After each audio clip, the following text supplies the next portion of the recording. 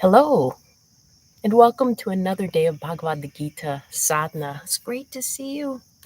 Once again, I'm your hostess, Atmadarshan, or Laura, whichever you prefer. Or am I?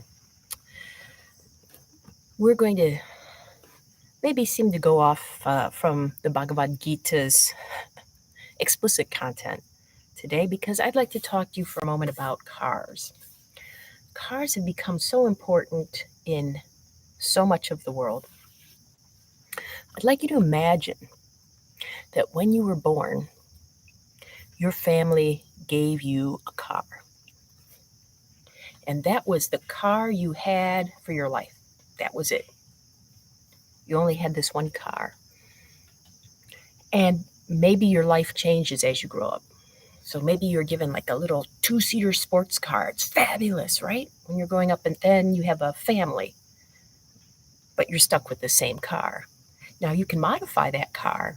You could get additions or improvements, but it's, still basically the same frame. And what's more, this car just keeps going and going. You can't get a new one. But then other people are born and they get newer cars with newer features. And since the cars never are discarded, you have to keep yours for your whole life. The highways really start to fill up with these cars, and then new advances in fuel are made because oil is running out, but you still have that car. How would you feel? You get in an accident, you just have to have that car fixed. You cannot get a new one. You have that car. All right. How do you feel about that car? I'm asking because I'm using the car as an analogy for the body.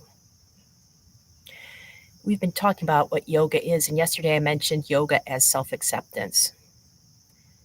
And one of the key things we have to accept about being human is that you, yes, you are going to die. And you may be scared by that, and other people may be hugely upset when you cast off the body. But if you think about the car analogy, from a yogic perspective, it can be like, why would I want to hang on to this particular car or this particular body or this particular way the body manifests? Imagine you're born as a baby and you get to keep that baby body throughout your life. You're immortal and you get to keep the baby body. After a while, that baby body doesn't serve you anymore. So one of the things Krishna is trying to do for Arjuna throughout the Bhagavad Gita is say, look, you're going to die. All these people that you see around you are going to die. You got to accept that. Because right now, Arjuna is paralyzed by the fear that not just he might die, but in this tremendous war he's going to be a part of, others are going to die as well. One of the things Krishna says in chapter 2 of the Gita is, but death is certain for the born, and birth is certain for the dead. Thus, for the inevitable, it is not fitting that you grieve. Now, you can be sad. Please don't get me wrong. Everybody who's had a favorite car knows that when you get rid of that car, if it's in an accident, if it just kaputs on you, there is a degree of sadness because that's been part of your life. But then there can also be the excitement of getting a new car. And Krishna is saying, the body is going to pass. Just imagine if we treated every time we got rid of a car the same way we treat every time somebody leaves their body. And one of the reasons I'm mentioning this is not to, we do have to grieve. We are built to grieve changes. We were built to, maybe I should say mourn. I think what Krishna is getting at, and I'm talking about this now because we're in chapter 8, which is about death, is that you can be sad, you can mourn, but if it paralyzes you or makes you not want to go on with your destiny or with life in general, then something's got to change. So in chapter 8 of the Gita, Krishna actually tells Arjuna how he can start consciously dying. You can get a new whatever comes next, whatever you think comes next. Nothing, a new body, wings and a halo or a pitchfork, whatever comes next. This is one of the great things about human existence that we need to accept because it can make our life richer. I've thought about if I got to live forever, there are so many things that wouldn't get done. Taxes would never get done. That book I always wanted to write would never get done. This would never be done because I'd be doing it later when I had more experience and more knowledge. But you never know if you're going to have a later. That can be tremendously motivating, especially when it comes to taking risks like love or putting yourself out there in any way. So today I'm encouraging you to reflect on your relationship to death because you, yes, you are going to die. Have you made plans for that? What are you leaving your loved ones with? Today's practice is dedicated to Joanne and her family who are mourning her passing today. To Johnny Hockey, Matthew, and the Gaudreau family. And also to all those who die and are unmourned, either unmourned publicly, like they're mourned privately, but their deaths don't get the attention that some people's do, or those who aren't mourned at all. This is for all of you, and in a way for all of us, because we, yes, we will leave this mortal frame. So how can we appreciate this precious time we have?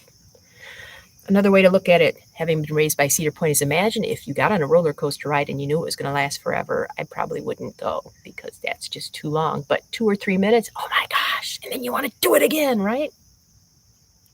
Brevity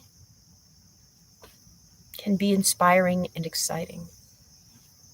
Let's do a brief pose and then we'll have a contemplation. It might seem to go on forever, but it won't.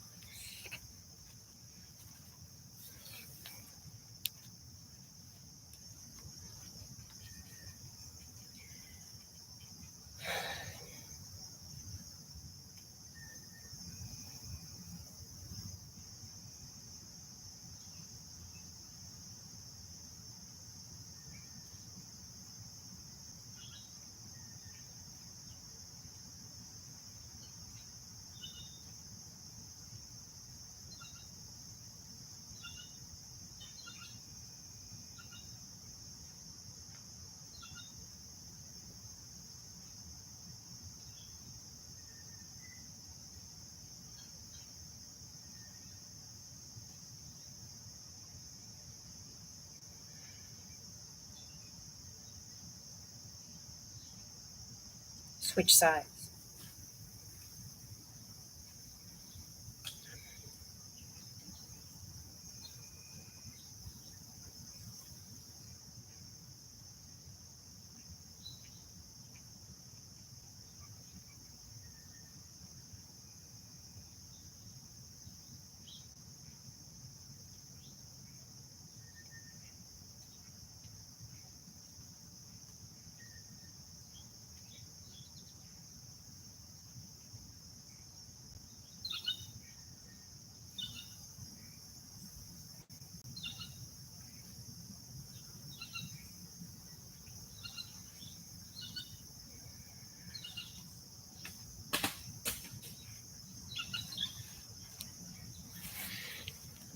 All righty.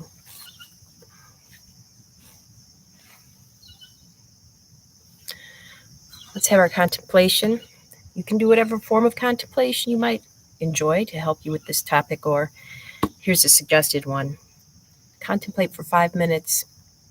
Why aren't you ready to die? Reflecting on this periodically can really give you insight into how you might want to approach the rest of your life.